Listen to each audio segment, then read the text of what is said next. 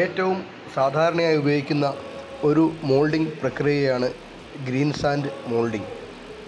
ഇവിടെ മോൾഡിംഗ് ബോക്സിനുള്ളിൽ ഒരു പാറ്റേൺ ഉറപ്പിച്ചിരിക്കുന്നു. അതിനുശേഷം അതിൻ്റെ മുകളിലേക്ക് ഗ്രീൻ സാൻഡ് ഫിൽ ചെയ്യുന്നു. പിന്നീട് ന്യൂമാറ്റിക് റാമർ ഉപയോഗിച്ച് അത് റാം ചെയ്യുന്നു. ഈ മോൾഡ് ഉറയ്ക്കാൻ വേണ്ടിയാണ് മണ്ണ് ഇടിച്ചുറപ്പിക്കുന്നത്. അങ്ങനെ വളരെ കൃത്യമായി ഇടിച്ചുറപ്പിച്ചതിന് ശേഷം അതിൻ്റെ മുകളിൽ നമുക്ക് കാണാൻ കഴിയും ഇടിച്ചുറപ്പിക്കുന്നത്. അപ്പോൾ ആ ഇടിച്ചുറപ്പിക്കുന്നതിൻ്റെ ശക്തി മൂലം ആ മോൾഡിന് നല്ല സ്ട്രെങ്ത് കിട്ടും. സാധാരണയായി 2 ബോക്സാണ് മോൾഡ് ചെയ്യാൻ ഉപയോഗിക്കുന്നത്.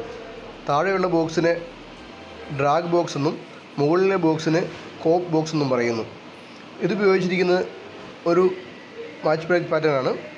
പാറ്റേൺ നമുക്ക് കാണാൻ കഴിയും. ആ പാറ്റേണിനകത്ത് നമ്മൾ മണ്ണിട്ട് ഫില്ല് ചെയ്തിരിക്കുന്നു. അതിനുശേഷം ഇടിച്ചുറപ്പിക്കുന്നു. മോൾട്ടൺ മെറ്റൽ ഒഴിക്കാനുള്ള പോറിംഗ് ബേസിന് അവിടെ ഫിറ്റ് ചെയ്തിട്ടുണ്ട്.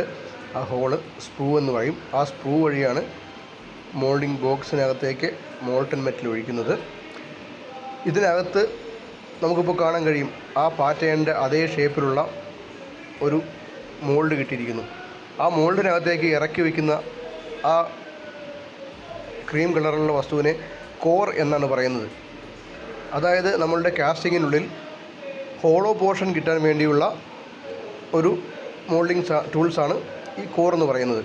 ആ മോൾഡ് ഇരിക്കുന്ന സ്ഥലത്തേക്ക് മോൾട്ടൺ മെറ്റൽ വീഴാതിരിക്കുകയും അവിടെ ഒരു ഹോൾ നമുക്ക് കിട്ടുകയും ചെയ്യുന്നു.